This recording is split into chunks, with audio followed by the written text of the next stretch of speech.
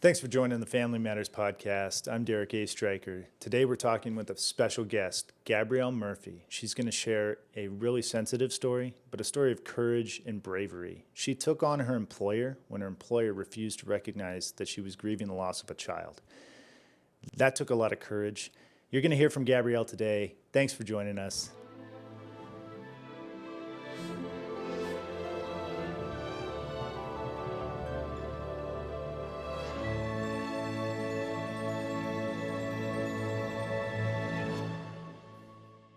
Thank you so much for coming in, and thank you so much for sharing your story. Yeah, thank you for having me. Yeah, so just to kind of set the framework for this story, you had to go up against a system and a culture that really devalues life.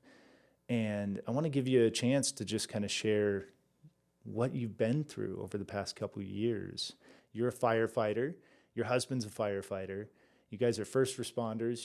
You're the heroes, and you had to go up against this behemoth of a system that devalued life.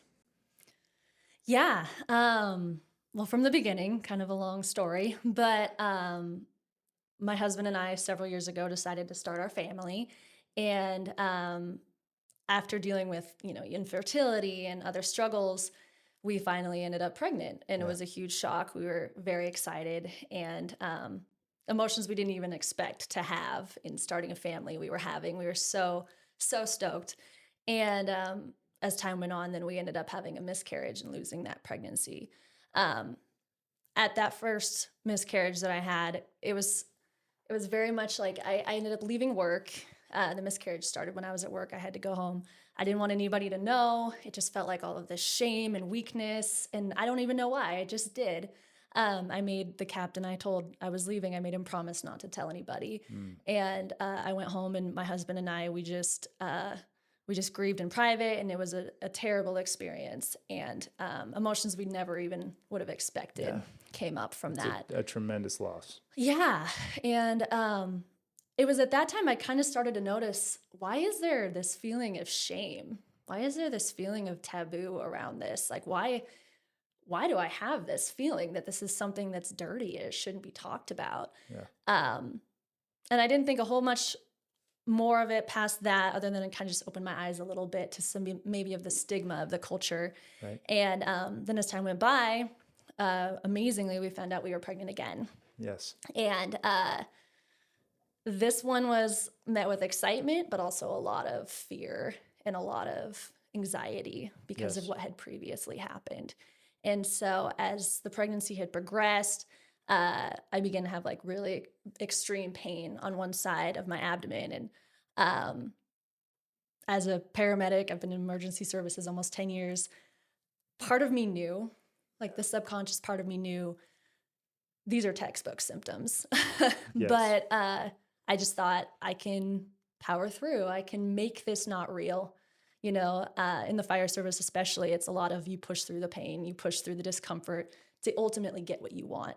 And I think some part of my brain decided I could do that Yes. with this as well. So after about a week, I woke up at home and had to be taken to the ER because at that point, an ectopic pregnancy is a pregnancy outside of the uterus.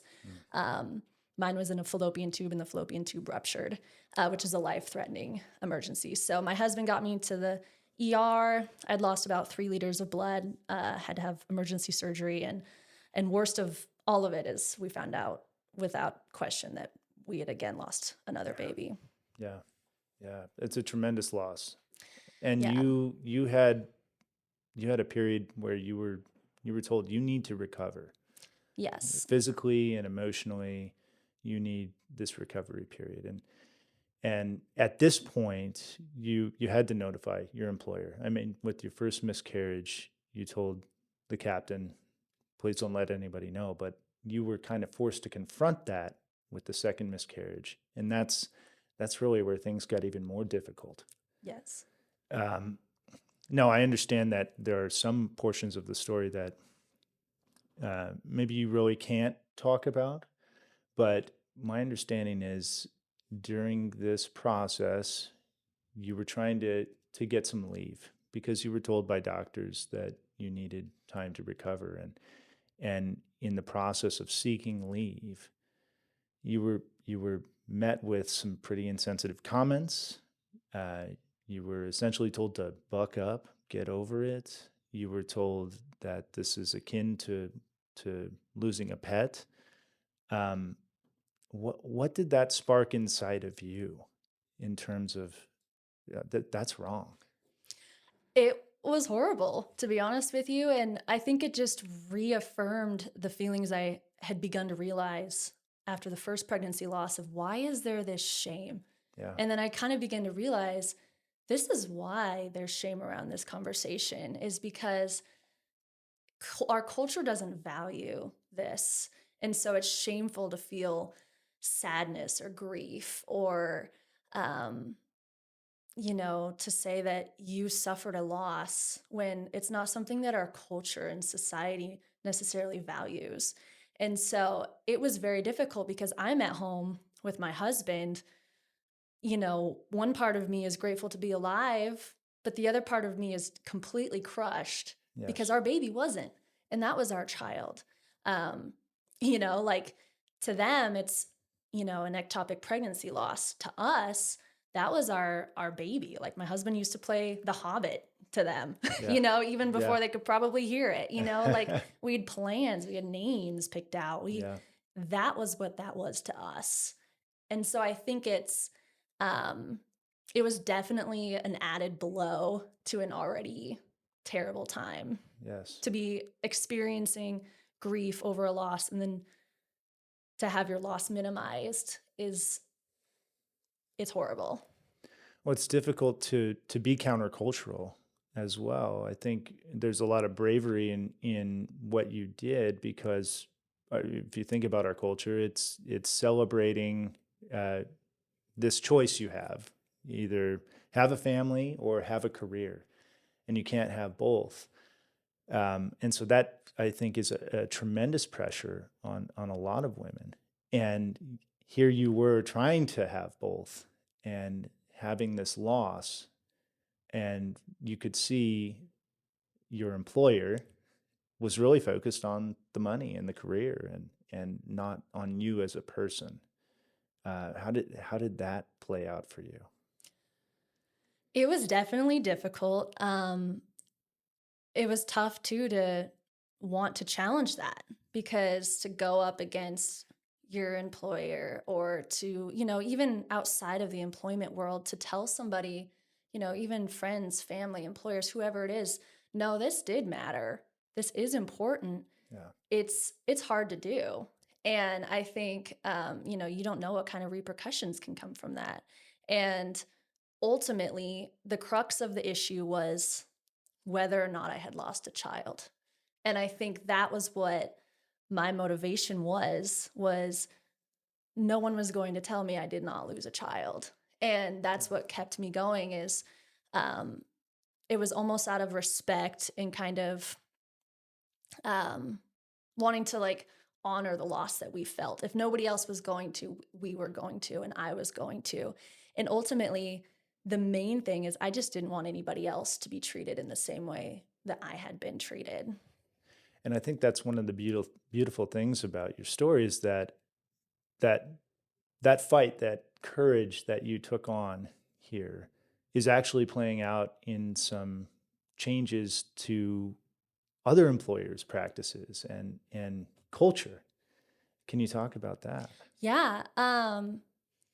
There has been a policy change within my own organization. There's now bereavement leave, or I'm sorry, parental leave for early miscarriage, Yeah. which is a start. That's what where you start out with, and you can build from there. And then within other organizations, I've been reached out to by other city commissioners, city managers of other places that are asking me to help them rewrite their policies. Yeah. And so ultimately, my experience, as terrible as it is what it is. We healed through it, we pushed through it, and we grew through it. But ultimately, from here on out, I want to see that change for other people. Yeah. And so that other people don't have to have that. It's a terrible experience enough to lose a baby. I don't want anybody else to have to also deal with that Right. on top of it. Well, and it's just like our God to use something so painful and tragic and that loss and that hurt for something that's transformative.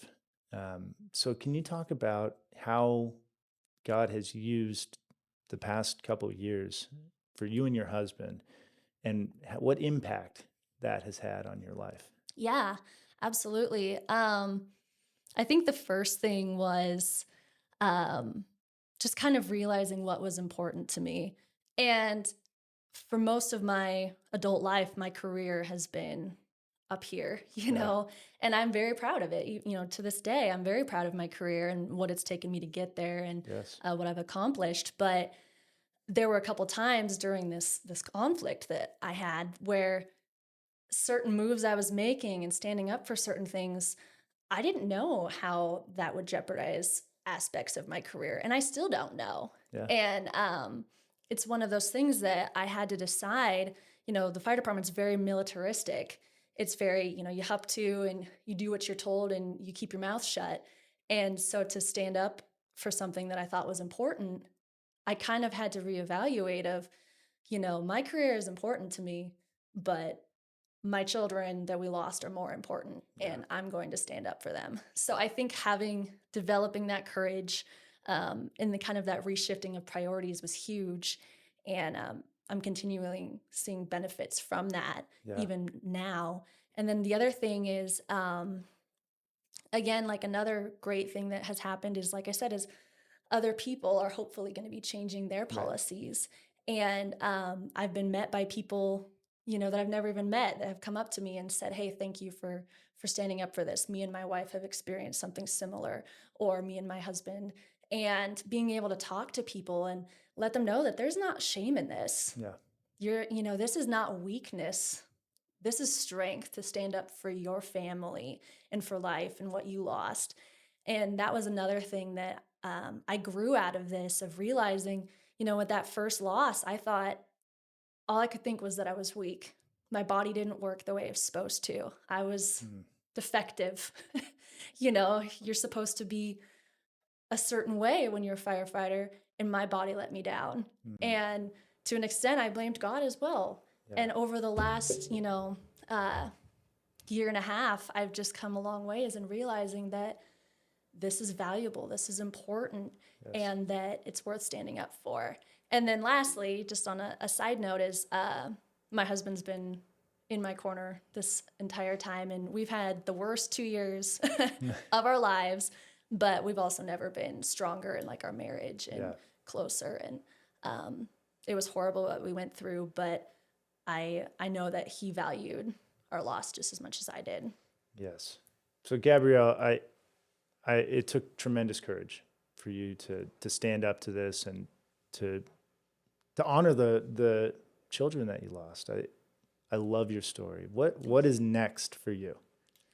Next is I just want to continue to advocate for Yeah. this issue. I think it was very eye-opening to me, just to think about, everyone doesn't want to talk about this.